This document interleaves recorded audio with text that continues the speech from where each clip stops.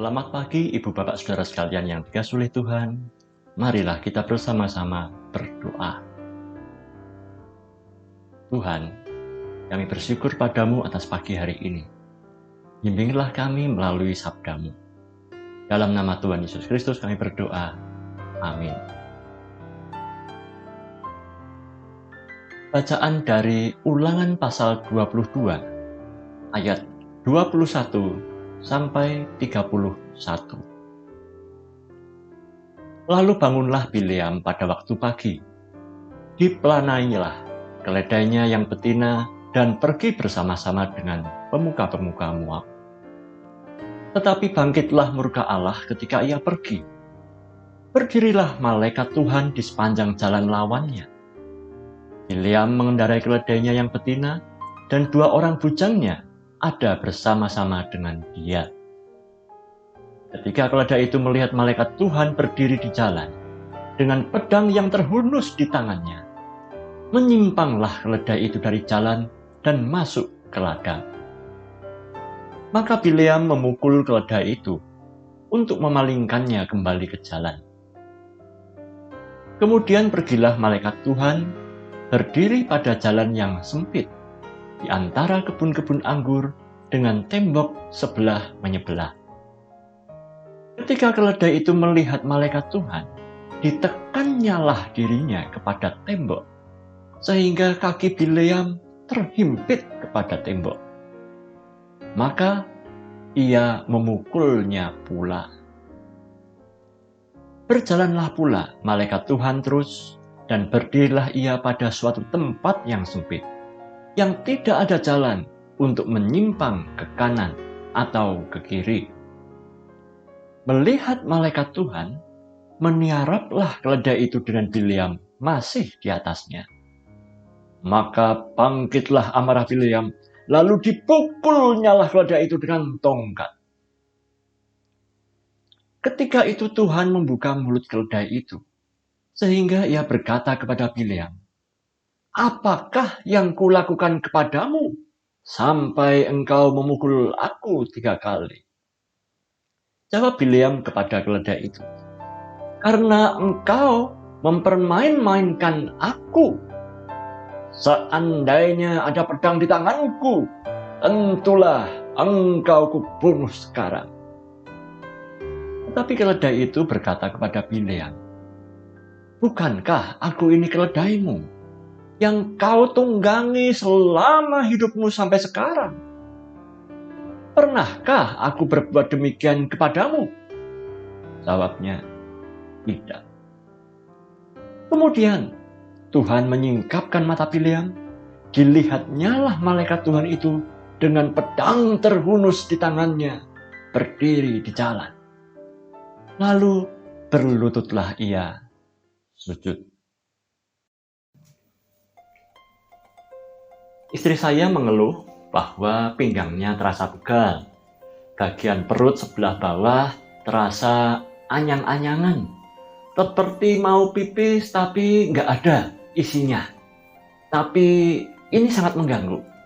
Nah, dokter berkata bahwa itu adalah pertanda istri saya kurang minum. Kandung kemih mengalami peradangan sehingga menimbulkan rasa anyang-anyangan tadi. Beberapa hari ini, kaki saya juga merasa agak kesemutan, seperti geringingan gitu ketika lagi ngetik dan kakinya dalam posisi sedang bersilang. Padahal sebelumnya belum pernah terjadi loh. Kata dokter, itu pertanda karena peredaran darah di area kaki tidak lancar, sehingga rasa geringingan terjadi.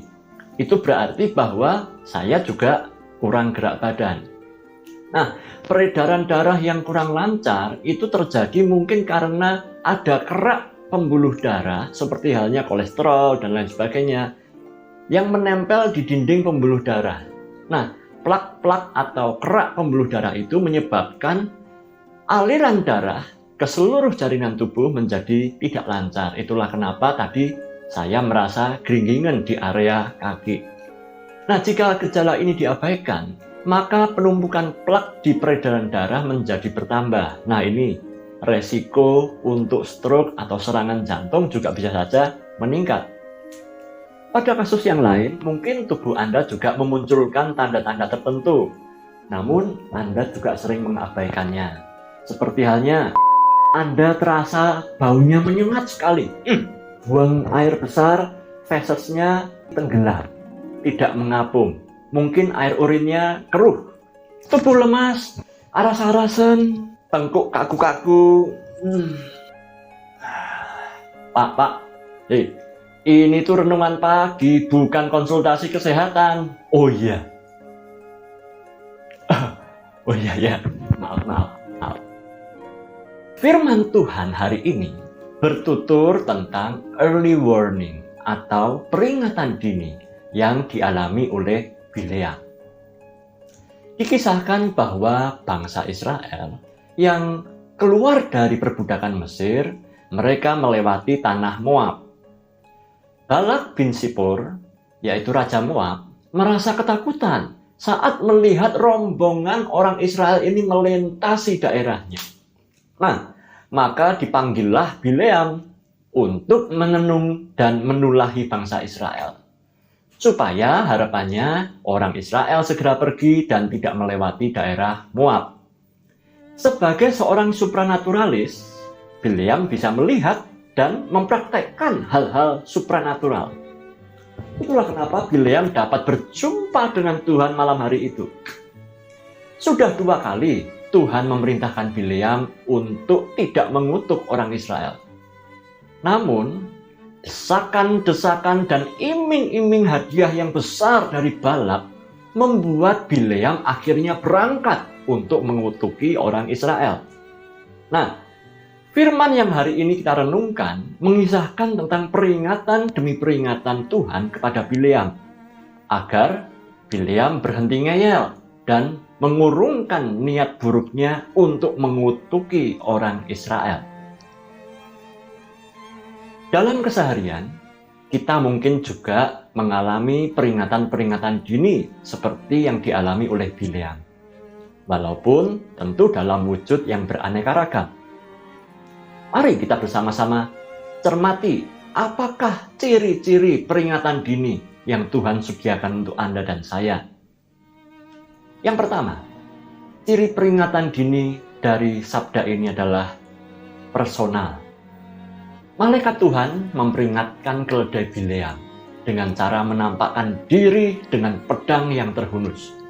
Sehingga keledai itu merasa ketakutan, berbelok arah, dan menghentikan perjalanan. Rupa-rupanya, hanya si keledai yang tahu akan hadirnya malaikat Tuhan yang menghadang di jalan.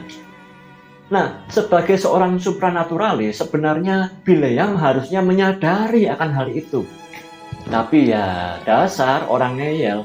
Alih-alih memahami arti peringatan dini dari si keledai, Bileam malah memukul si keledai. Dalam keseharian, peringatan dini yang personal dinampakkan dalam banyak tanda dan gejala. Seperti contohnya, gejala kesehatan yang saya sebutkan di awal renungan ini. Tanda-tanda kesehatan itu adalah early warning dari Tuhan sebelum Anda mengalami sakit yang lebih fatal. Nah, tanda-tanda peringatan dini macam apakah yang Tuhan sedang kirimkan untuk Anda pada hari-hari belakangan ini? Yang kedua, repetitif dan unusual. Terjadi berulang-ulang dan nggak biasanya hal itu terjadi. Keledai Bileam adalah peliharaan yang biasanya patuh dan setia. Tapi kali itu pengabdian si keledai yang setia justru ditunjukkan dengan cara yang tidak biasa. Justru ketidakpatuhan si keledai adalah bukti bahwa si keledai sangat menyayangi tuannya. Dalam kejadian sehari-hari, Anda tentu memiliki suami, istri, anak, sahabat, orang-orang yang dekat, sangat baik dan setia mendukung apapun juga kegiatan Anda.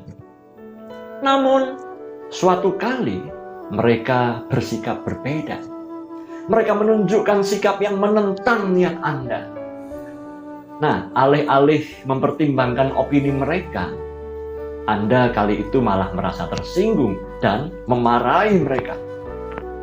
Anak Anda mungkin adalah seorang yang ceria.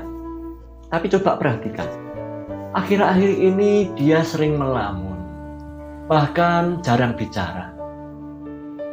Ada apa ya?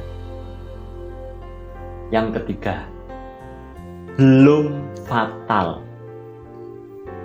Early warning dari Tuhan menunjukkan bahwa kesalahan Anda belum fatal.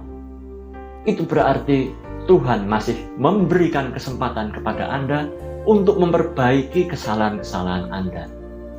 Oleh karena itu, di akhir renungan ini, luangkanlah waktu untuk bersaat teduh barang 2 menit untuk merenungkan peringatan-peringatan dini macam apa yang Tuhan sedang kirimkan untuk Anda dalam hidup Anda saat ini. Sebelum akhirnya Tuhan mengambil keputusan final yang fatal atas hidup Anda. Selamat merenung, Tuhan memberkati.